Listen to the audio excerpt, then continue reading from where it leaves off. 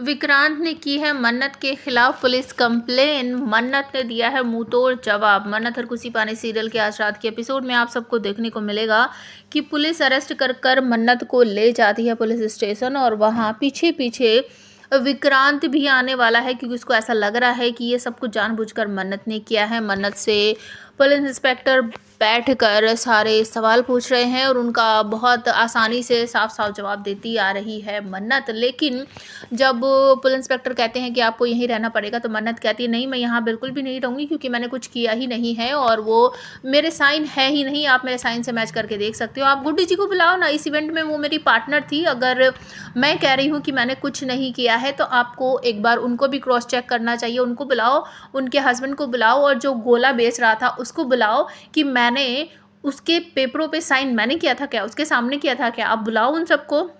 तो धैर्य भी कहता है कि सर एक बार हमें क्रॉस चेक कर लेना चाहिए। तभी विक्रांत तनतनाता हुआ आता है और कहता है कि सर मुझे, मतलब कि वो सारी धाराएं गिनवाता है कि इन पर ये सेक्शन लगना चाहिए, इन पर ये धारा लगनी चाहिए, इन पर ये होना चाहिए। बहुत सारी धाराएं वो गिनवा देता है और मुझे इनके खिलाफ पुलिस कंप्लेन करनी है, आप तुरंत ये लिख लीजिए। तो धैर्य वहीं खड़ा रहता है और वो कहता है कि विक्रांत सलूचा, तुम्हें ज़्यादा शोर मचाने की ज़रूरत नहीं है। ये तुम्हारा घर नहीं है, तुम्हारा ऑफिस नहीं है, जहाँ पर हम तुम्हारी बातें सुनेंगे और जो तुम कहोगे हम वही लिखेंगे। तुम्हें सिर्फ कंप्लेन लिखवानी है और कौन सी धारा लगेगी वो हम अपने आप देख लेंगे। और उसके बाद मन्नत को जब अरेस्ट करवा रखा है, इस बात का पता रोनी को चलता है, क्योंकि दुआ रोते रोते घर जाती है और वो जाकर सब कुछ बताती है।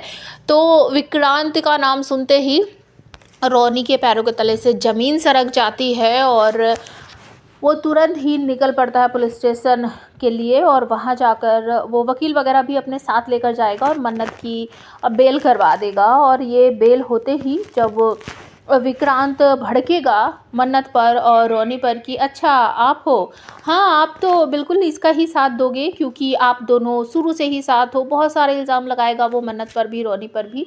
तो मन्नत उसका मुंह तोड़ जवाब देगी कि आप हो धोखेबाज, आपने धोखा दिया है इनको, इन्हीं के घर से आपने निकाला था, ये आपको छोड़कर नहीं आए थे, हमने आपको नहीं छोड़ा था, आपने छोड़ा था हमें, और हम साथ नहीं होते तो कहाँ जाते। आपने अपने खुद के माता पिता को घर से बाहर निकाल दिया, तो क्या मैं इनका साथ छोड़ दूंगी? मैं इनका साथ नहीं दूंगी।